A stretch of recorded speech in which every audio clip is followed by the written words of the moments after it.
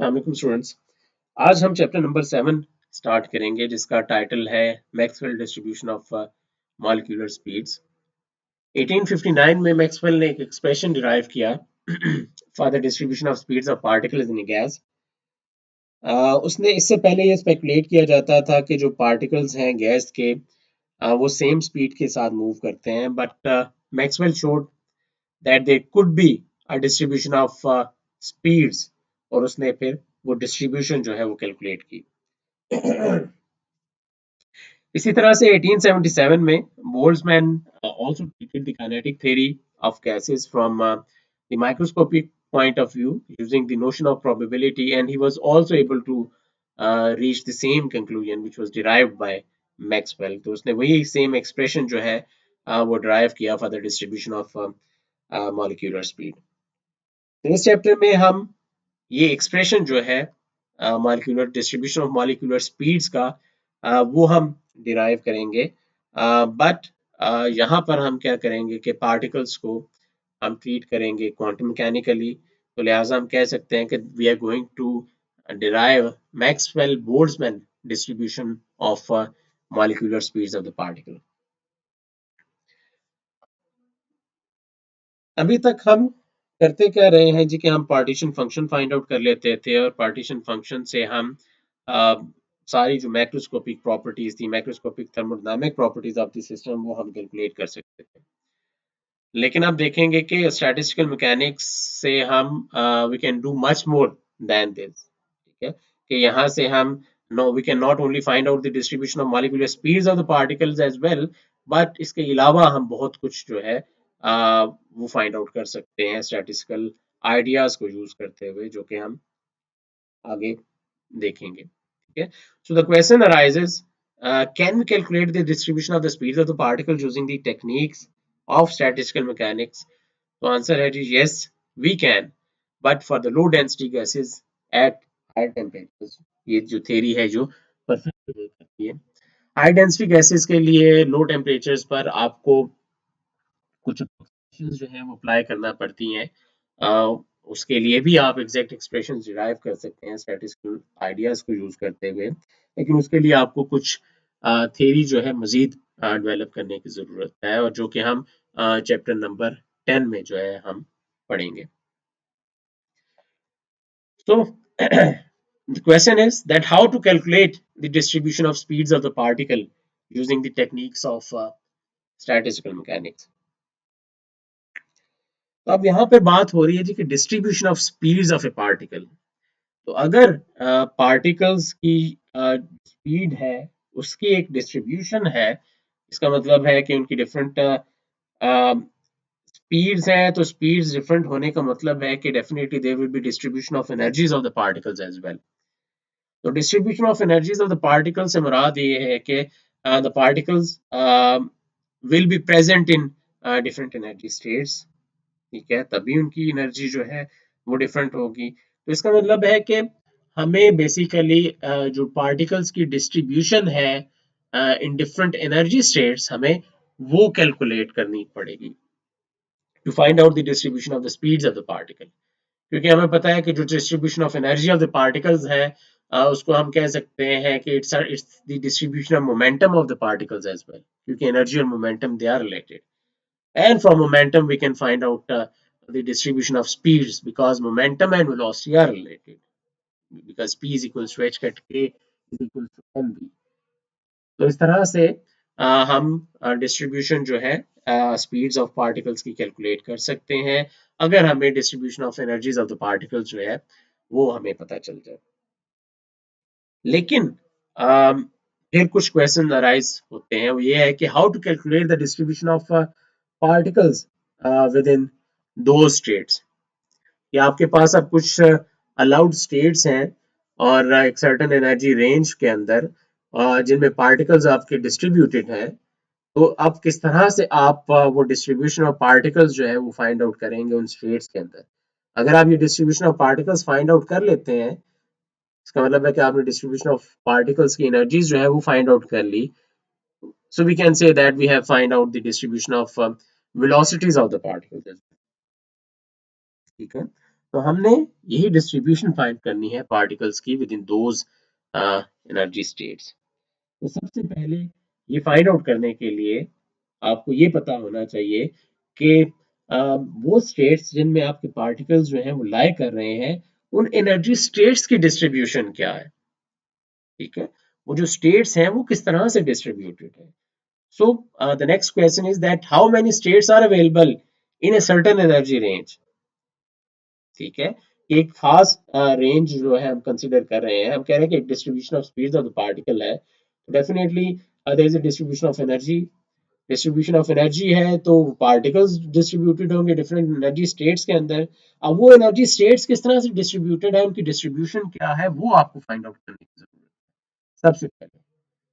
तो आ, सबसे पहले आइडिया क्या है, हम क्या करेंगे कि प्रॉब्लम को हम अप्रोच इस तरह से करेंगे कि सबसे पहले तो हम ये देखेंगे कि डेंसिटी ऑफ स्टेट्स क्या है एक सर्टेन एनर्जी रेंज के अंदर, जिसको हम डी ऑफ के डी के से डिनोट करते हैं। डी ऑफ के डी के क्या है कि ये हमें बता रहा है कि it represents the number of states which exist whose of particles whose wave vectors lies between k and k plus dk।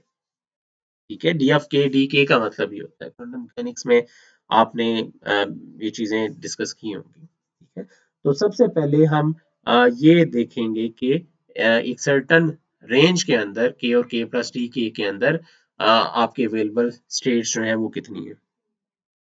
And then from that हम ये देखेंगे कि वो जो अवेलेबल एनर्जी स्टेट्स है, जब हम डी ऑफ के डी के फाइंड आउट कर चुके होंगे, तो फिर हम देखेंगे वो जो अवेलेबल एनर्जी स्टेट है उनमें पार्टिकल्स के पाए जाने की प्रोबेबिलिटी क्या है, यानी एवरेज ऑक्यूपेशन नंबर क्या है पार्टिकल का उन लेवल्स के अंदर लाई करने का।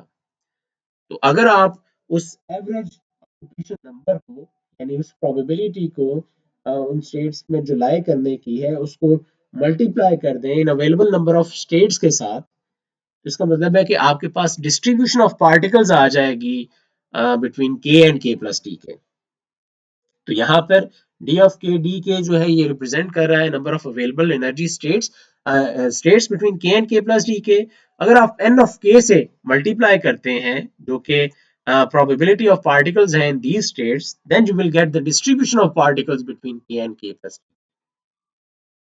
So once you have the distribution of particles between k and k plus dk, we can find out the distribution of velocities between u and u plus du। Velocity को मैं यहाँ पे u से denote कर रहा हूँ।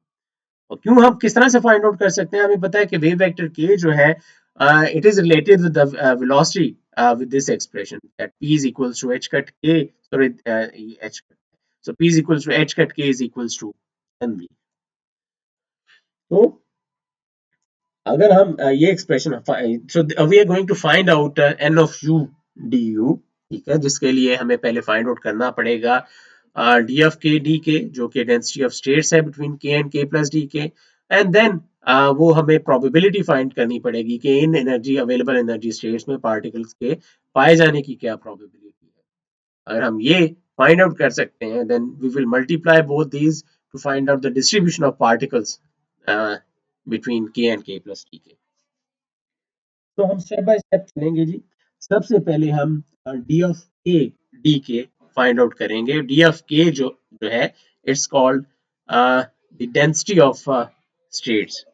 ठीक है, और डेंसिटी ऑफ स्टेट्स को हम डिनोट करते हैं डी ऑफ के से। अब के की मुराद मेरी है मोमेंटम की, तो यानी हम यहाँ पर चीजों को मोमेंटम स्पेस में जो है हम डील करेंगे। सो डी ऑफ के represents the number of states in k space.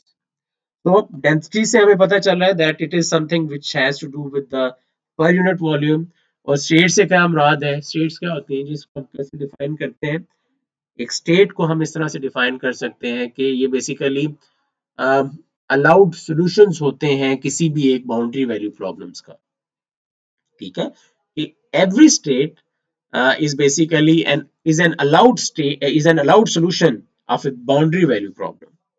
ठीक है, तो हम यहाँ पर सॉल्व कर रहे हैं, स्टडी करने जा रहे हैं एक गैस को, एक कलेक्शन ऑफ गैस को, जहाँ पे आपके पास n पार्टिकल्स हैं गैस के, which are present in a certain container, जो कि हम किसी भी शेप का ले सकते हैं। आसानी के लिए हम यहाँ पे एक क्यूबिकल बॉक्स लेंगे कि जहाँ पे हमारे पास एक पार्टिकल है, जो कि एक एन पार्टिकल्स हैं जो कि इस क्यूबिकल बॉक्स के अंदर मौजूद हैं। और हम देखेंगे कि किस तरह से वो पार्टिकल्स जो है वो मूव कर रहे हैं, कि क्या डिस्ट्रीब्यूशन है वेलोसिटीज ऑफ दोज पार्टिकल्स। ठीक है, तो इसको सबसे पहले यानी हम एक सिंगल पार्टिकल के लिए सिस्टम को सॉल्व करेंगे, और सिंगल पार्टिकल के लिए हम ऑलरेडी ये सारी डिस्कशन कर चुके हैं चैप्टर नंबर 5 में, जहां पर हमने एक सिंगल पार्टिकल को कन्फाइन किया था एक रेक्टेंगुलर बॉक्स के अंदर, जिसकी length L x L Y और एल जी है, तीनों डायमेंशंस के अंदर। तो इसका मतलब है कि जो वॉल्यूम है इस क्यूबिकल बॉक्स का, वो प्रोडक्ट होगा एल एक्स एल वाई और एल जी का। तो जो आइगन एनर्जी और आइगन फंक्शंस हैं, they depend on the boundary conditions which are applied to this wave. हमारे वेव इक्वेशन है, उसको हमें सॉल्व करना है, और हमें आइगन फंक्शंस जो है वो हमें निकालने हैं। तो बाउंड्री वैल्यू प्रॉब्लम्स को अगर आप रिकॉल करें, तो हमें पता है कि पार्टिकल जो है वो कन्फाइंड है इस बॉक्स के अंदर, उस बॉक्स से बाहर नहीं निकल सकता। तो इसका मतलब है कि वेव फंक्शन इज जो है वो वैनिश करेगा at psi x is equal to 0 and psi at x is equal to l। तो बाउंड्री कंडीशंस को यूज करते हुए जो है आप आइगन फंक्शंस फाइंड आउट कर लेंगे, and we know that for a particle in a box, the eigen function which will describe a standing wave in this case will be equal to a sine of k of x, k x of x into sine k y of y into sine k z of z। और हमें पता है कि wave function जो है वो vanish कर रहा है eight x is equal to 0 and x is equal to l, so we can say that that sin k x of x जो है वो 0 के बराबर होगा, which is only possible when k x of x is equals to n pi। और x जो है, अगर x डायरेक्शन में आप देखें तो ये lx के बराबर है, तो we can say that k x जो है ये बराबर है n1 pi by lx, यहाँ पे n1 जो है एक क्वांटम नंबर है जो कि इस एक्सप्रेशन के लिए हम असाइन कर रहे हैं। Similarly we will have ky is equals to ny n2 pi over ly, and kz जो है वो बराबर हो गए n3 pi over lz। so n1 n2 और n3 जो है ये आपके पास क्वांटम नंबर्स हैं, जिनकी पॉसिबल वैल्यूज जो है वो होंगी 1 2 3 and so on. so these are only the allowed values of n1 n2 n3, यानी सिर्फ पॉजिटिव वैल्यूज जो है वो अलाउड है। नेगेटिव वैल्यूज अगर आप इस प्रॉब्लम को याद करें, तो बेसिकली चूंकि ये स्टैंडिंग वेव सॉल्यूशंस है, और स्टैंडिंग वेव हमें पता है कि एक ऐसी वेव होती है which is formed by the superposition of a wave which is traveling in a forward direction and a wave which is traveling in the backward direction। यानी जब हम इस प्रॉब्लम को सॉल्व करते हैं, तो नेगेटिव वैल्यूज जो है हम ऑलरेडी प्रॉब्लम में हम ले चुके होते हैं। ठीक है, so negative values have already been taken into account into the bound when we solve the boundary conditions of the problem। so इस केस में सिर्फ पॉजिटिव वैल्यूज जो है वो इम्पोर्टेंट है। सो इसका मतलब है कि आपके पास के एक्स के वाई के जी की वैल्यूज ये है, तो वेव वेक्टर आपके पास के एक्स के वाई होगा के एक्स आई कैप प्लस के वाई जे कैप प्लस के जेड। ठीक है, और यहाँ पर आप देख रहे हैं कि के एक्स के वाई के जी ये सब डिस्क्रीट वैल्यूज हैं। डिस्क्रीट इसलिए है क्योंकि n1 और n2 और n3 ये सब आपके पास इंटीजर्स हैं। तो अगर के एक्स के वाई और के जी आपके पास डिस्क्रीट है, तो इसका मतलब है कि आपके पास जो वेव वेक्टर के है वो भी डिस्क्रीट वैल्यूज रखेगा। ठीक है, इसी तरह से जो मैग्नीट्यूड होगा आपके इस के वेक्टर का के स्पेस में, that will be equal to k x square plus k y square plus k z square square root. तो हम करने क्या जा रहे हैं अगेन, कि हम डेंसिटी ऑफ स्टेट्स जो है वो फाइंड आउट करने जा रहे हैं फर्स्ट स्टेप में इन a certain range between k and k plus T के। ठीक है, और ये अब आपके पास बाउंड्री वैल्यू प्रॉब्लम था, जिसको सॉल्व करके आपके पास जो पॉसिबल वैल्यूज हैं के की, वो आपके पास आई हैं तीनों डायमेंशंस के अंदर। और के एक्स के वाई के जी की अलाउड वैल्यूज क्या है हमारे पास, वो अलाउड वैल्यूज ये है आपके पास, ठीक है। तो यहाँ पर हमें पता है कि n1 n2 और n3 जो है इनकी पॉजिटिव वैल्यूज है and it can go to infinity. तो आप कह सकते हैं कि you can have infinite number of points in this k space. You can imagine this as a sphere, ठीक है, कि आपके पास ये जो हर पॉइंट है ये बेसिकली आपको एक अलाउड वैल्यू ऑफ k को रिप्रेजेंट कर रहा है। तो लिहाजा इस के स्पेस के अंदर आपके पास इनफाइनाइट नंबर ऑफ वैल्यूज जो है वो पॉसिबल है, इनफाइनाइट पॉसिबल स्टेट्स है आपके पास इस पार्टिकल के लिए, ठीक है। यहाँ पर आप इसको देख सकते हैं कि हमें पता है कि जब सो दिस इज के एक्स के वाई एंड के जी, तो जब n1 is equal to 1 होगा, so you are at this point. So when n1 is equals to 1, so kx should be equal to pi by lx. जब n2 is equal to 1 होगा, तो ky should be equal to pi by ly. And when n3 is equals to 1, so kz will be equal to pi by lz. और ये वाले कौन से points बनते हैं आपके इस के स्पेस में? So this point when n1 is equal to 1 is basically pi by lx, and this point when n2 is equals to 1 is pi by ly, and this point when n3 is equals to 1 is pi by lg। इसी तरह से ये 2 पाई by l Y है, ये 3 पाई by l Y है and so on. तो इस तरह से आप इनफाइनाइट नंबर ऑफ पॉइंट्स जो है वो जनरेट कर सकते हैं इस के स्पेस के अंदर। तो लिहाजा ये एक वेव वेक्टर के है जो कि डेफिनेटली आपका लाई करेगा इन पॉइंट्स के ऊपर ही, क्योंकि these are only the allowed values of k. तो हमारा ऑब्जेक्टिव क्या है? हमारा ऑब्जेक्टिव ये है कि हमने एक सर्टेन रेंज के अंदर जो डेंसिटी है इन पॉइंट्स की वो निकालनी है। और किस रेंज के अंदर निकालनी है? हमने k इंटू के प्लस डी के जो है कोई भी आपके पास एक आर्बिट्री वैल्यू हो सकती है। तो हम उस रेंज के अंदर, एक सर्टेन रेंज के अंदर इंटरेस्टेड है डेंसिटी ऑफ स्टेट्स निकालने के, that how many such states are present between k and k plus d पर यूनिट वॉल्यूम, ठीक है। So our objective is to determine the density of states, which means the number of points between k and k plus dk per unit volume. And the question is that how to determine that. Again, मैं दोबारा से remind करवाता चलूँ that um, we are applying the standing wave solutions here, जो कि comprise करती है wave which is moving in forward direction and a wave which is moving in backward direction। तो जिसमें पॉजिटिव वैल्यूज ऑफ के की जो है वो ही अलाउड होती है, negative values they are already been taken care of. So therefore इसका मतलब है कि हमारे पास ये के स्पेस के अंदर, ठीक है, इस के स्पेस के अंदर यहाँ पर जो मैंने अभी पॉइंट्स ड्रॉ किए हैं, अब वो मैंने पॉजिटिव वैल्यूज ऑफ के को भी इंक्लूड किया है और नेगेटिव वैल्यूज ऑफ के को भी इंक्लूड किया, अगर आप इसको एक 3 डायमेंशनल स्फीयर की तरह इमेजिन करें। लेकिन इस प्रॉब्लम में हमें क्या चाहिए? हमें सिर्फ ओनली पॉजिटिव वैल्यूज ऑफ के जो है वो अलाउड है, क्योंकि n1 n2 and n3 they are all positive integers. तो हमें रेस्ट्रिक्ट करना है सिर्फ उन स्टेट्स के अंदर, हमें फाइंड आउट करनी है number of states between k and k plus d के, लेकिन सिर्फ वो वाली स्टेट्स फाइंड आउट करनी है जिनके लिए वेव वेक्टर जो है वो पॉजिटिव होगा, ठीक है। तो के एक्स के वाई एंड के जी जो है इट इज पॉजिटिव। तो हमें स्फीयर का सिर्फ वो वाला हिस्सा देखना है, ठीक है। सो वो वाला हिस्सा कौन सा बनता है जी? अगर आप इस स्फीयर को इमेजिन करें वो एक 3 डायमेंशनल स्फीयर की तरह से, तो आप देखेंगे कि ये आपके पास के एक्स है, ये के वाई है और ये के जी है।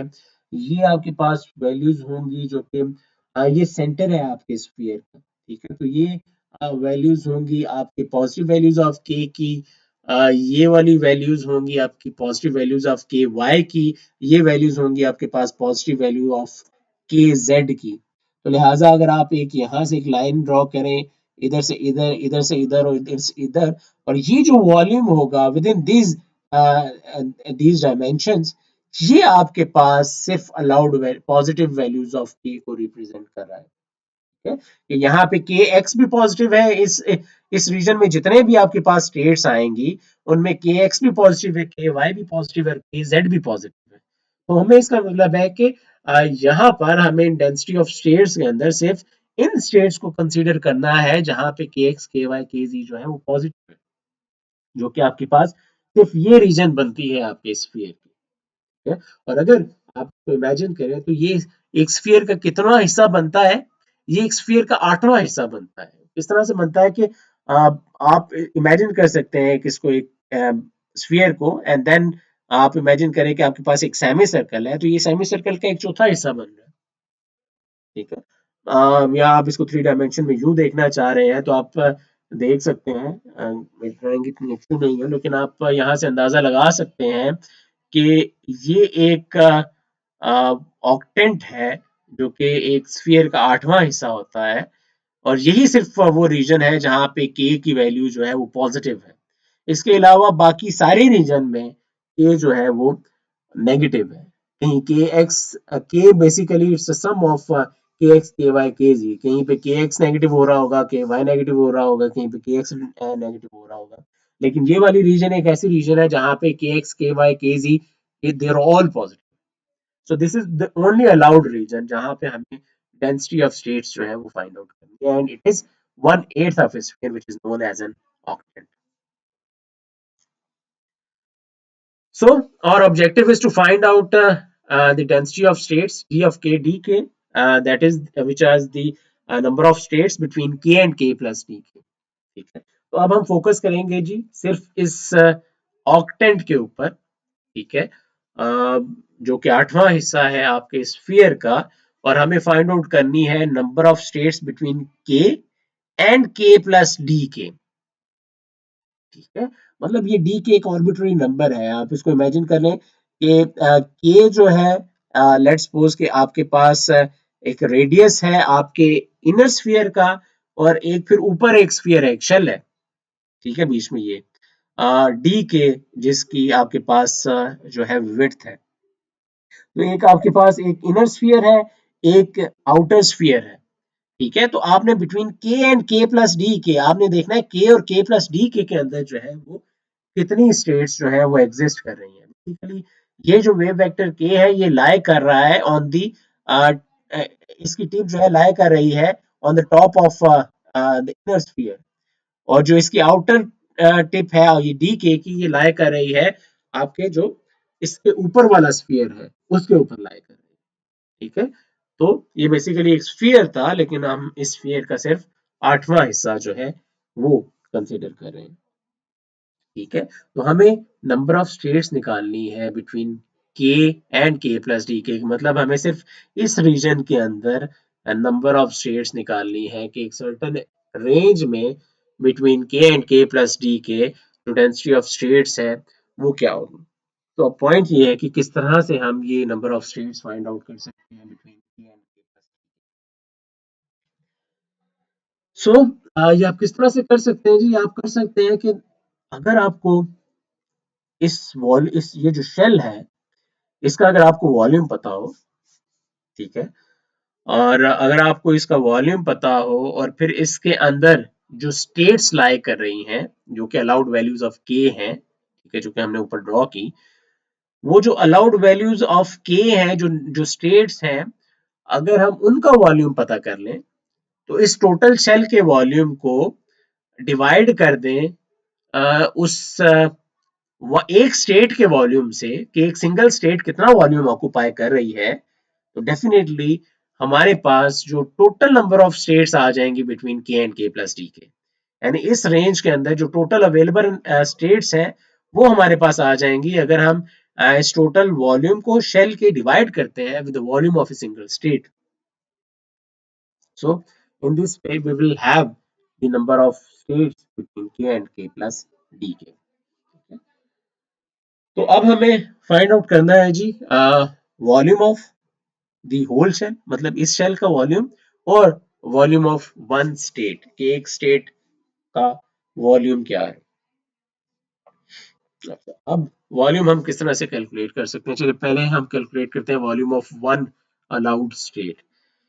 तो अगेन जो अलाउड पॉइंट्स हैं इस केस पे, इसमें मैं वो ड्रॉ कर रहा हूँ और मैं सिर्फ वो वाले पॉइंट्स ड्रॉ कर रहा हूँ जो कि पॉजिटिव वैल्यूज ऑफ के हैं, ठीक है, लेट्स सपोज। तो ये पॉइंट जो है represents pi by l x, ये आपके पास पाई बाय एल वाई होगा, ये आपके पास पाई बाय एल जेड होगा। आप इसको इमेजिन कर सकते हैं एक क्यूब की तरह।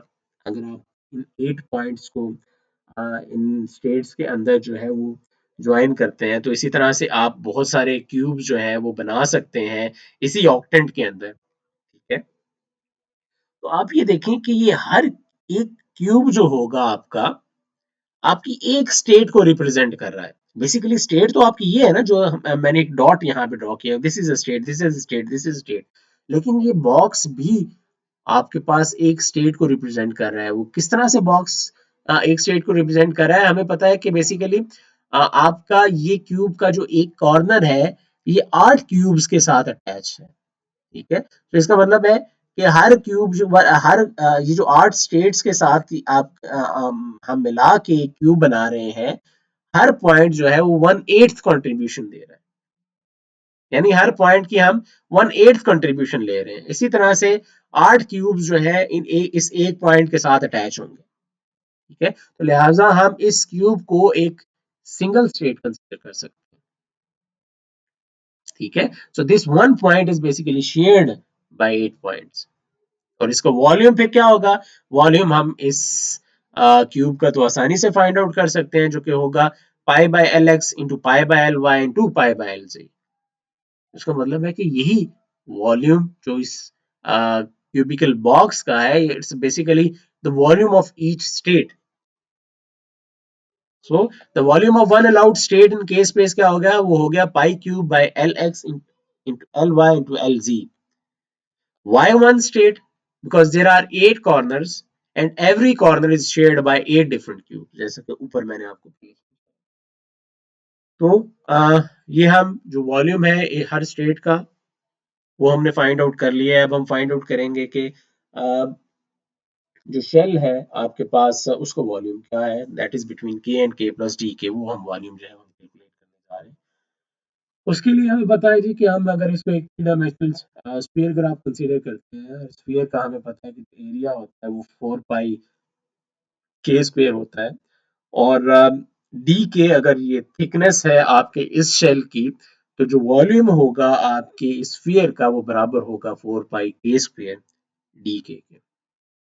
ठीक है, लेकिन हम चूंकि सिर्फ पॉजिटिव वैल्यूज ऑफ के है को देख रहे हैं, क्योंकि वही अलाउड है, तो इसका मतलब है कि हम इस टोटल वॉल्यूम को, जो वॉल्यूम ऑफ स्फीयर है, इसको हम डिवाइड करेंगे विद फैक्टर ऑफ 8। ठीक है, so this will represents the volume between k and k plus dk for this octane। ठीक है, तो अब आप दोनों चीजें फाइंड आउट कर चुके हैं। Volume between k and k plus d के भी आपके पास है, और इस वॉल्यूम के अंदर जो एक स्टेट, जो नंबर ऑफ स्टेट्स हैं, उनमें से एक सिंगल स्टेट कितना वॉल्यूम ऑक्यूपाई कर रही है वो भी हम कैलकुलेट कर चुके हैं। तो लिहाजा हम इन दोनों को डिवाइड करके हम टोटल नंबर ऑफ स्टेट्स जो लाई कर रही हैं between k and k plus d के, वो हम फाइंड आउट कर सकते हैं। So let's do that. So the number of single particle states between k and k plus d के जो होगा वो आपके पास होगा 4 पाई के स्क्वायर डी के डिवाइडेड बाय 8। ये फैक्टर है basically the volume of volume between k and k plus dk, और पाई cube over l x l y l z, ये आपके पास वॉल्यूम है एक सिंगल स्टेट का। L x L y l z हमें पता है कि it's basically the volume of this cubical box, so we can take it equal to V. जिसको सॉल्व करें तो you will have d of k d k, which represents the number of single particle states between k and k plus dk is equals to vk square over 2 pi square into dk। ठीक है, so this is the density of states of single particle um, in K space in a thin shell laying between K and K plus dk। ठीक है, तो density of states क्या होगी, जिसको हम D of के से रिप्रेजेंट करते हैं, तो डेंसिटी ऑफ स्टेट्स आपके पास बराबर हो जाएंगी वी के स्क्वायर ओवर 2 पाई स्क्वायर के। ठीक है, तो थ्री डायमेंशन में ये हम थ्री डायमेंशनल केस कंसीडर कर रहे हैं। क्यूबिकल बॉक्स आपके पास, तो डेंसिटी ऑफ स्टेट्स जो है वो बराबर होती हैं d of k is equal to V over 2 pi square into k square. ठीक है, तो ये डेंसिटी ऑफ स्टेट्स 3 डायमेंशंस में है। ठीक है, अगर आपके पास 2 डायमेंशनल केस हो, 1 डायमेंशन हो, तो डेफिनेटली जो डेंसिटी ऑफ स्टेट्स है वो डिक्रीज करेगी और वो नंबर चेंज होगा। ठीक है, तो जो डेंसिटी ऑफ स्टेट्स है इसी तरह से आप मैथमेटिक्स को यूज करते हुए आप जो डेंसिटी ऑफ स्टेट्स है 2 डायमेंशंस में वो भी कैलकुलेट कर सकते हैं, जो कि बराबर होगी a ओवर 2 पाई इंटू के। 2 डायमेंशंस में आपके पास एरिया जो है वो फैक्टर ऑफ इंटरेस्ट होगा। इसी तरह से 1 डायमेंशन में आपके पास लेंथ होगी, so density of state in 1 dimension is equals to l over पाई।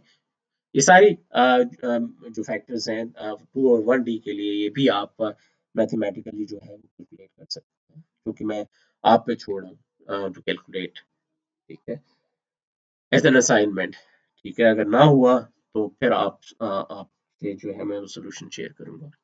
ठीक है, तो बट फर्स्ट ट्राई योरसेल्फ।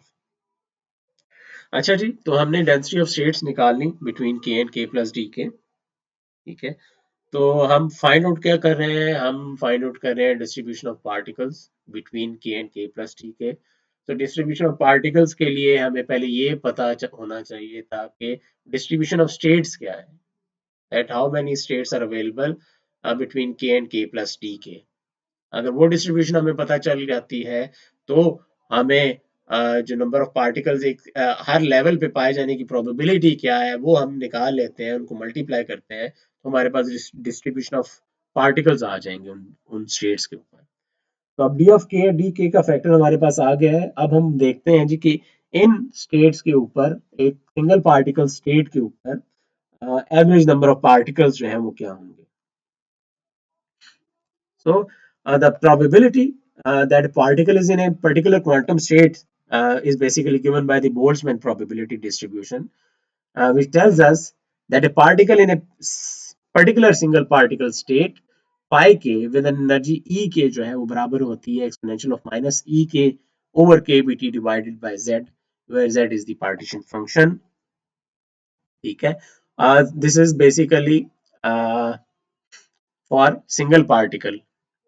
ठीक है, लेकिन अगर आपके पास n पार्टिकल्स हैं गैस के अंदर, तो उस केस में क्या हो जाएगा कि the probability that this that one of these particles is in the single particle state is just क्या हो जाएगी। अब आपके पास n पार्टिकल्स हैं बॉक्स के अंदर, तो जो प्रोबेबिलिटी है that this particular single particle state is occupied by one of these n particles जो है वो, उसकी प्रोबेबिलिटी जो है ऑक्युपाई होने की वो n टाइम इंक्रीज हो जाएगी। ठीक है, यानी एक सिंगल पार्टिकल स्टेट के ऑक्युपाई होने की प्रोबेबिलिटी n पार्टिकल्स के केस में वो n टाइम्स हो जाएगी। ठीक है, सो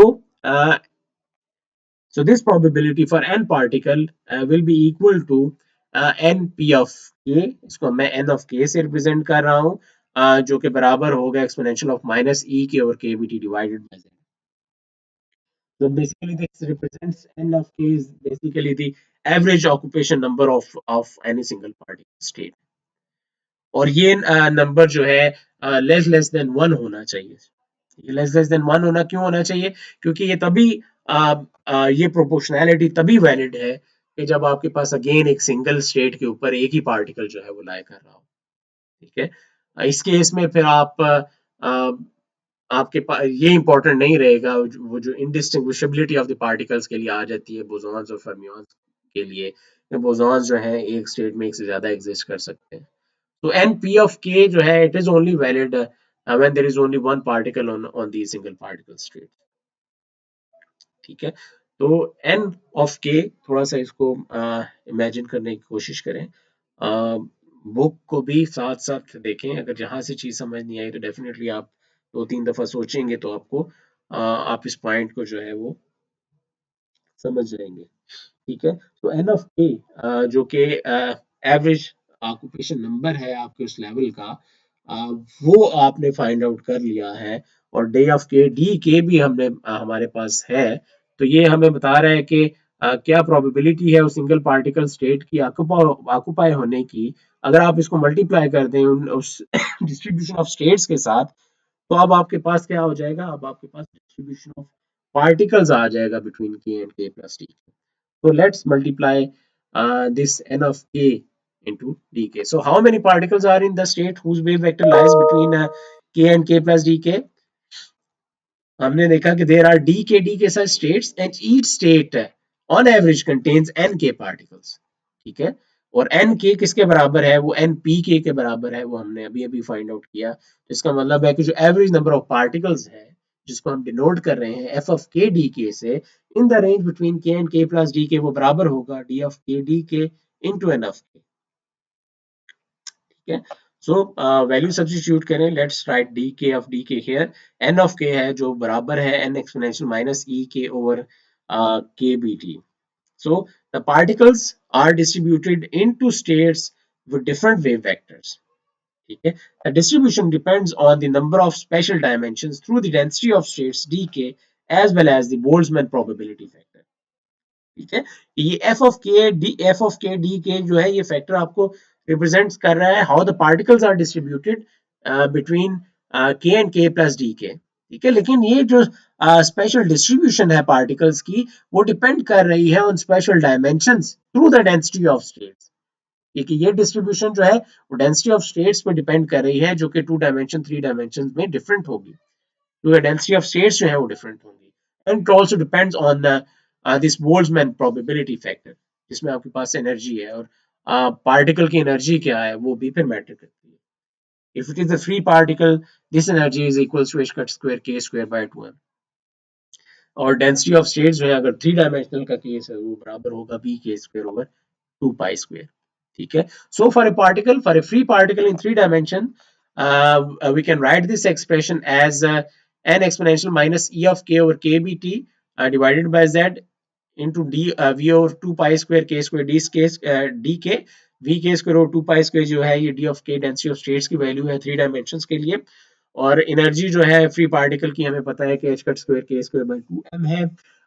z जो है ये पार्टीशन फंक्शन है for a particle, single particle moving in 3 dimension. ठीक है, और ये हम ऑलरेडी केस कर चुके हैं, हम z को हम पहले ही फाइंड आउट कर चुके हैं चैप्टर नंबर 5 में. ठीक है, तो जब हमने एक सिंगल पार्टिकल को कंसीडर किया था एक 3 डायमेंशनल क्यूबिकल बॉक्स के अंदर, और जो पार्टीशन फंक्शन था आपके पास था वो आया था v is v into mkbt over 2 pi h cut square whole power 3/2 for the 3 dimensional case. One dimensional case में आपके पास 1/2, 3 डायमेंशनल केस के लिए आपके पास 3/2 का फैक्टर है. 1d के लिए आपके पास यहाँ पे v की बजाय lx था. ठीक है, so this can be denoted by v over lambda d cube, where lambda t is equal to this factor which is known as the probability wavelength. ठीक है, आप सब्स्टिट्यूट करें इस एक्सप्रेशन को इस ऊपर वाले एक्सप्रेशन में, तो यहाँ पे हम z रखेंगे तो जो कि बराबर है v over lambda D cube के, तो ये वाला v इस v के साथ कैंसिल आउट हो जाएगा and you will be left with f of k at d k is equals to n of lambda d cube over 2 pi square into k square exponential of minus e k over k bt dk. और चूंकि free particle का case है तो energy आप लेंगे h cut square k square by 2m.